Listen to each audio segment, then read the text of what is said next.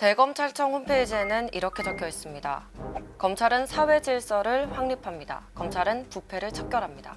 검찰은 약자를 보호합니다. 검찰에 속해서 범죄를 수사하고 수사를 지휘 감독하고 피의자의 심판을 법원에 요구하고 또 법원에 증거를 제출하며 재판 과정에서 여러 가지 권리를 행사하는 사람을 바로 검사라고 하죠. 하지만 검사와 가까이 지내던 한 죄수는 이렇게 말했습니다. 여기서 보는 검찰은 참으로 썩은 집단입니다.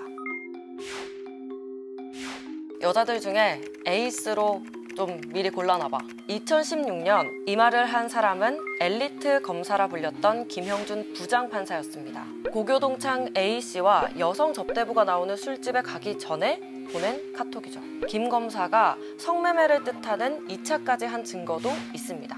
친구 A씨는 김형준 부장검사 이외에 다른 검사의 성매매 사실도 안다고 말했습니다. 근데 권력을 쥔 사람들의 성매매 워낙 너무 많았어서 이젠 놀랍지도 않은데 그 문제는 검사가 성매매했네? 덮어야겠다라고 하면서 검찰에서 조직적인 움직임을 보였다는 거예요. 2016년 당시 검찰 수사 기록에는 이 성매매 증거가 모두 있었습니다. 마담의 증언, 호텔까지 갔다는 상대 여성의 진술, 숙박료 영수증과 성매매 비용 지급 기록까지요. 하지만 검찰은 당사자들이 부정했다는 이유로 지금까지도 당시 검사들의 성매매는 기소조차 하지 않았습니다. 친구인 A씨의 상대 여성만 처벌을 받았어요.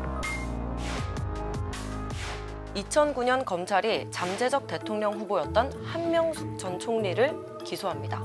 곽영욱 전 대한통운 사장에게 인사청탁과 뇌물을 받은 혐의로요. 하지만 몇 개월 뒤 한 전 총리의 무죄가 유력해질 때쯤 검찰은 다른 사건으로 한 전 총리를 한 번 더 기소합니다. 소형건설사의 사장 한만호 씨가 내가 한명숙에게 9억 원의 불법 정치 자금을 줬다라고 진술했기 때문인데요. 희한하게 한명숙 전 총리에게 돈을 줬다는 이 두 사람에게는 공통점이 있습니다. 바로 교도소에 수감된 죄수라는 거죠.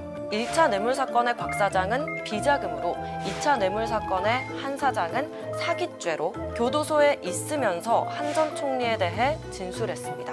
근데 둘 다 죄수라는 게 왜 중요하냐고요? 최근에 당시 검찰이 죄수를 이용해서 사건을 만들어낸 게 아니냐 하는 의혹이 있었거든요. 1차 뇌물 사건의 진술자인 곽영욱 씨의 진술은 계속 오락가락하고요. 심지어 2차 뇌물 사건의 진술자인 이 한만호 씨는 두 번째 재판에서 진술을 뒤집습니다. 내가 정말 한명숙에게 돈을 줘서 그렇게 진술한 게 아니라 사실은 검찰이 내가 거짓 진술을 해주면 내 사업을 도와주겠다 이렇게 꼬드겨서 그렇게 진술했다라는 겁니다. 그 과정에서 검사와 수사관이 밥도 사주고 편의도 제공해주고 심지어는 거짓 진술에 맞는 시나리오를 만들었고 그 내용을 암기하도록 시키기도 했다는 겁니다. 이 말을 듣고 검찰은 한만호 씨가 허위 사실로 검찰을 공격한다면서 한만호의 이야기가 거짓이라고 말합니다. 그래서 한만호 씨를 재판에서 고의로 거짓 증언을 한 혐의로 기소합니다. 그리고 검찰은 반격의 카드를 꺼내요. 검찰 측 증인으로 한만호와 같이 구치소 생활을 했던 죄수들이 나옵니다. 한만호가 한명숙에게 뇌물을 줬다는 사실을 여러 차례 자신에게 이야기했다라고 증언을 하죠. 결국 한만호 씨는 위증죄로 징역 2년을 선고받습니다.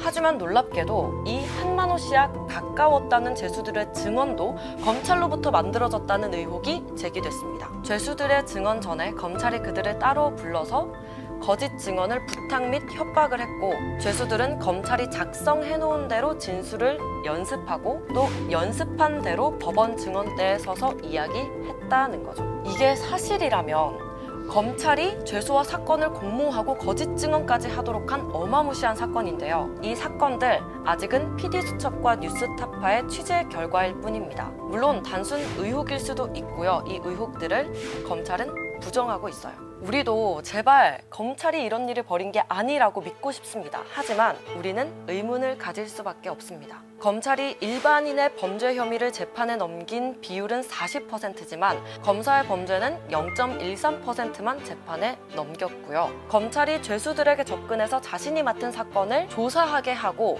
돈을 받고 죄수들의 사건에 영향을 미친 정황까지 폭로가 되고 있습니다. 검찰에게 묻습니다. 검찰은 사회 질서를 확립하고 부패를 척결하고 약자를 보호하고 있습니까? 저희가 새로운 모습으로 찾아뵙기 위해서 다음 주는 깨시딩을 쉬기로 했습니다. 그 다음 주에 만나요.